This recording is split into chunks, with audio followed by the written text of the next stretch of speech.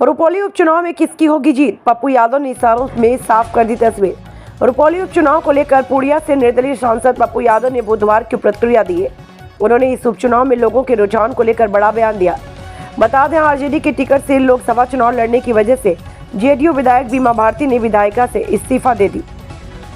रुपौली विधानसभा seat पर 10 जुलाई को उपचुनाव हुआ। इस उपचुनाव में आरजेडी के टिकट से बीमा भारती और जेडीयू के टिकट से कलाधर प्रसाद मंडल चुनावी मैदान में है। वहीं चुनावी लड़ाई पर पूर्णिया से निर्दलीय सांसद पप्पू यादव ने प्रतिक्रिया दी है। उन्होंने कहा, मुझे लगता है निश्चित रूप से आम लोग अल्पसंख्यक लोगों का झुकाव महागठबंधन की ओर है। पप्पू यादव ने कहा, मैंने पहले भी कहा है कि उपचुनाव जो होता है वह सरकार का चुनाव होता है। इसमें जनता की रुचि कम है। 20 साल की सरकार की लापरवाही के कारण अति पिछड़ा और अल्पसंख्यक लोग पीड़ा में हैं। वे 20 साल से उन्हें वोट दे रहे हैं, फिर भी विकास नहीं हुआ। लोग त्रस्त हैं और नया रास्ता अपना रहे हैं। मैंने रुपौली को नंबर 1 बनाने का संकल्प लिया है। बता दें, बिहार की रुपौली विधानसभा सीट पर बुधवार को प्रशासनिक कड़ी निगरानी में उपचुनाव हुआ। इस उपचुनाव में 3 लाख से अधिक मतदाता 11 उम्मीदवारों के भाग्य का फैसला करेंगे। मतों की गिनती शनिवार को होगी। वहीं रुपौली सीट लोकसभा चुनाव के दौरान से ही काफी चर्चा में है। रुपौली सीट से विधायक बीमा भारती ने जेडीयू छोड़कर आरजेडी में शामिल हो गई थी। बीमा भारती पूर्णिया लोकसभा सीट से ताल ठोककर सुर्खियों में आ गई थी। पूर्णिया लोकसभा सीट से जेडीयू के प्रत्याशी संतोष कुमार कुशवाहा, निर्दलीय प्रत्याशी पप्पू यादव और आरजेडी के प्रत्याशी बीमा भारती के बीच टक्कर थी। हालांकि निर्दलीय प्रत्याशी राजेश रंजन उर्फ पप्पू यादव के हाथों भारती को पराजय का सामना करना पड़ा था। आपको हमारी खबरें कैसी लगती हैं? अपनी राय कमेंट बॉक्स में अवश्य बताएं। साथ ही अगर आपने चैनल को सब्सक्राइब नहीं किया तो अभी कर लें।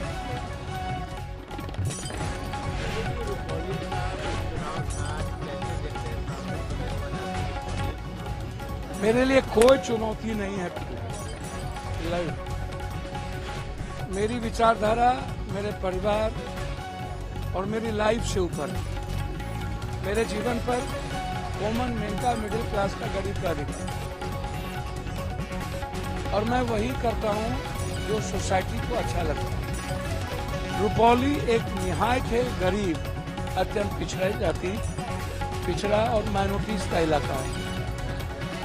20 सालों से रुपौली ने जेडीयू को वोट दिया लगातार 5 बार, और 20 सालों से आपकी सरकार है। इतना पिछड़ा 20 सालों में क्यों है?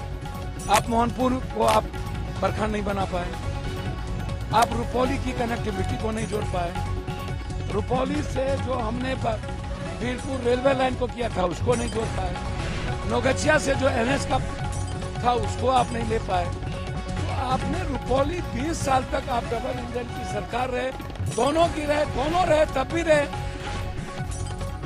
फिर रुपौली के समाज के लोग इतने अपेक्षित, इसीलिए मैं जितना मानता हूं, मैं इतना दावे के साथ कह सकता हूं कि हर परिस्थिति में मैंने स्पष्ट रूप से कहा था कि मेरे लिए व्यक्तिगत महत्वाकांक्षा और व्यक्तिगत राजनीति का कोई औचित्य नहीं है। मेरे लिए मेरी विचारधारा इंपॉर्टेंट है। बीमा जी आई थी, मेरी बेटी की तरह आई थी, और ना मुझे किसी ने कहा, मैंने कहा कि कांग्रेस की आइडियोलॉजी जहां खड़ी रहेगी पप्पू यादव वहां सीधा। मेरा और किसी से लेना देना, कौन गठबंधन है, कौन क्या है, मैं कांग्रेस की आइडेंटिटी और आइडियोलॉजी की बात कर रहा हूं। यही बात मैंने सदन में भी कही, और इसीलिए मेरा मानना है कि रुपौली की जनता ने जदयू को नकार दिया।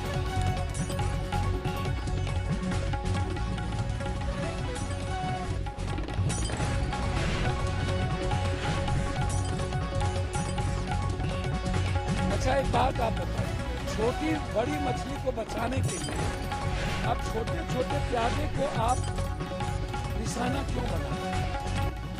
20 साल की सरकार में सेक्रेटरी कौन लोग, पूल निगम का सेक्रेटरी कौन, और जितने पदाधिकारी पटना में पोस्टेड हैं, क्या काबिलियत उसी में है? क्या आज तक उसकी पोस्टिंग कहीं बाहर होती ही नहीं है? इस विभाग से इस विभाग, इस विभाग से इस विभाग, इस विभाग से उस विभाग, और एक विभाग में यदि चर्चा ना हो तो 5 साल से 7 साल, एक विभाग में एक सेक्रेटरी का पदस्थापना 7-7 साल तक और जब कोई मुद्दा आवे तो उसके बाद आप उसको पटना में ही पोस्टिंग कर दें और फिर एक मलादार विभाग से दूसरे मलादार विभाग में, तो पहले तो आप ये कहिए अशोक बाबू, ये सेक्रेटरी लोग पर गाज कब गिरेगी? पूल निगम के चेयरमैन, नगर के जो हेड है, उस पर गाज कब गिरेगी? आप मंत्री को गाली गलौज दे रहे हैं। कोई कह रहे हैं 2 साल आप भी थे, अशोक बाबू 2 साल में आप भी थे, 2 साल के पहले यदि एनडीए था उसमें भी आप थे, 2 साल के बाद यदि महागठबंधन था उसमें भी आप थे। मतलब आप लोगों के पाप के कारण बिहार के 14 करोड़ जनता का पैसा बर्बाद क्यों हो? बिहार सफर क्यों करे? बाढ़ की स्थिति हुई भयानक, सब मसले नरेंद्र भाई मोदी को छोड़कर रुपौली में सब आ गए, एक को बम गिरा दिया था देश के पीएम पर, सीएम, डिप्टी सीएम, मंत्री, कैबिनेट मिनिस्टर, विक्रम मांझी, चिराग जी, ललन जी, अरे वाह। और आपने पूर्णिया के और किशनगंज अररिया के बाढ़ पर चर्चा तक नहीं की। ये छोटी बात नहीं, इसलिए मैं बहुत क्लियर हूँ कि पुल टूटने का सिलसिला ये जब 60% आप किसी लेंगे, 40-20 भी काम नहीं हो पाएगा। बालू और खनन विभाग और खनन को टूटने की इजाजत दे देंगे और पुल जब नीचे से बालू जाएगा, ढुआई होगी, हर चीज में आप पैसा ढूंढेंगे तो पुल टूटेगा ना। तो ना सरकार दोषी हो पाता है, ना मंत्री को आप हटा पाते हैं, ना पदाधिकारी सस्पेंड होता है। इसके पहले भी बड़ी बड़ी पुल टूटी, पटना में 3 पुल टूटे, आदमी मरे, गंगा में पुल टूटे। आपने ब्लैक लिस्टेड नहीं किया कंपनी को, क्यों नहीं किया? ये माफिया और अपराधी लोग कब तक? इन लोगों का नामो निशान मिटा देना चाहिए, चाहे जितना बड़ा ताकतवर आदमी हो। सर, एवरीवन एंड एवरीबॉडी, यदि वो लूट का कारण है कोई टेंडर, कोई माफिया, तो उसके साम्राज्य को मिटा देने की।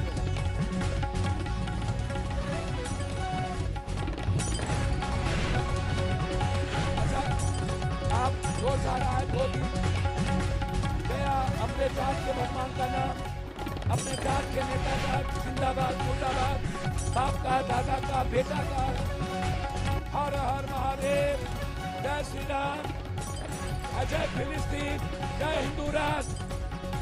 हम गए तो 60 बच्चे मर गए। हमने कहा कि जो बात सुप्रीम कोर्ट कह रहा है, जो बात पप्पू यादव ने कही, वही बात देश बोल रहा है। जो राहुल गांधी उठाए मुद्दा, जो पप्पू यादव ने सबसे पहले कहा, ना वहाँ को जात है, ना धर्म है, ना मजहब है, ना मिडिल क्लास, सभी बच्चों, सभी सीनियर बच्चों का सवाल है। 22 बच्चे को कोटा में आत्महत्या कर लिए, उसमें 7 लड़की है। क्या करता है पप्पू यादव? हैशटैग रिलीज की भी बात ना करे। और मैंने दूसरी बात कही, विशेष राज का दर्जा। ये आम आदमी की आवाज थी ना देश की, और आज आम आदमी के बच्चे का लाइफ का सवाल है ना, तो हम वहां जाकर के गणेश परिक्रमा करने नहीं लगे हैं। भगवान मेरी आस्था है, हम अपने भीतर रखेंगे। वो जो प्लेटफॉर्म है वो जनता और गरीब की आवाज के लिए, वहाँ नाटक करने के लिए हम नहीं गए और नेताओं की चमचागिरी करने हम पैदा नहीं हुए हैं। इसलिए हैशटैग नीट आज नीट है। मैं किसी भी कीमत पर नीट के एग्जामिनेशन जब तक नहीं होगा तब तक हम सड़क और सदन में लगेंगे।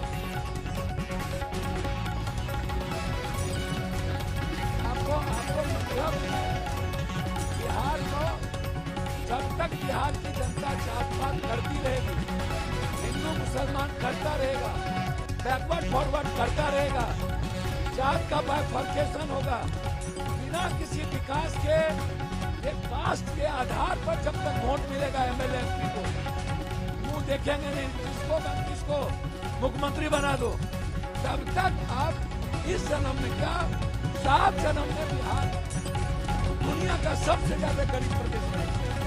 और वो तो बिहार का विशेष एकमात्र सुगुफा है और जुमलाबाजी है। जब चुनाव आएगा तब नेता लोग विशेष राज्य के दर्जा विशेष पैकेज, नक्का और मकान का मामला है, फूड प्रोसेसिंग का मामला है, सबसे ज्यादा दूध प्रोडक्शन का मामला है। गवर्नमेंट में एक चीनी मिल थी, बंद हो गया, हमने कहा फूड प्रोसेसिंग यहाँ लगाइए। तो हमारे यहाँ तो सबसे ज्यादा न पलायन हो, हमको तो सबसे ज्यादा न विशेष पैकेज चाहिए। कहा कहते थे कि हम हाईडेम की बात कर रहे हैं, हम कहा गए तो सरकार भी आपको हाईडेम बना दीजिए, अब तो किसी से पैच उधार मांगने की जरूरत नहीं है। और हमको कहेंगे भी किसी से, आप तो अलग बगल पैर पकड़ रहे, इससे बढ़िया नरेंद्र मोदी जी का भी पैर छूने गए थे। तो आप धर लीजिए, हमको मंत्रिमंडल नहीं चाहिए, आप बिहार का विशेष राज्य दे दो, आप रिजाइन कर दीजिए मंत्रिमंडल से। आप कहिए यदि बिहार की जनता के बदौलत इस बार आप पीएम हो तो विशेष राज्य का दर्जा नहीं तुम्हें छोड़कर, और आप छोड़िए और आप इधर हम लोग गिराएं। राहुल गांधी जी खट्टा लगे, उससे ज्यादा चीजें से मैं ज्योतिष तो हूं नहीं, मैं कुछ नहीं बोलूं, लेकिन मैं इतना जानता हूं, एक बात जान लीजिए आप साथ बता रहे, राहुल गांधी जी ने इन लोगों को छोड़ दिया कि आप चलाओ, हम ऐसी गंभीर करते हैं, जो चीजें हैं वो मैं नहीं करूंगा, आप इसको समझिए। और इंटरनल झगड़ा बीजेपी के भीतर इतना है, आंतरिक कहा मोदी जी को देखिए, यूपी और महाराष्ट्र गुजरात को देखिए, आरएसएस ने तो आईना दिखाया मणिपुर और मणिपुर के सवाल, और आरएसएस ने तो बताया कि ये धर्म नहीं है। महाराष्ट्र, झारखंड और हरियाणा चुनाव के बाद मुझे लगता है कि आंतरिक कलह से ये सरकार जाएगी, या दोनों जो गठबंधन धर्म के नायक हैं, इन दोनों की विचारधारा नरेंद्र भाई मोदी जी से दोनों बढ़ेगा। मैं ये नहीं कह रहा हूं कि अभी बढ़ जाएगा, लेकिन इस 3 विधानसभा चुनाव के बाद जो मैं राजनीतिक समझ जितनी छोटी मेरी है, मेरी बहुत छोटी समझ है, मैं इतना जानता हूं कि उस राजनीतिक समझ में इस सरकार को इस चुनाव के बाद अस्थिर सरकार नहीं रहा।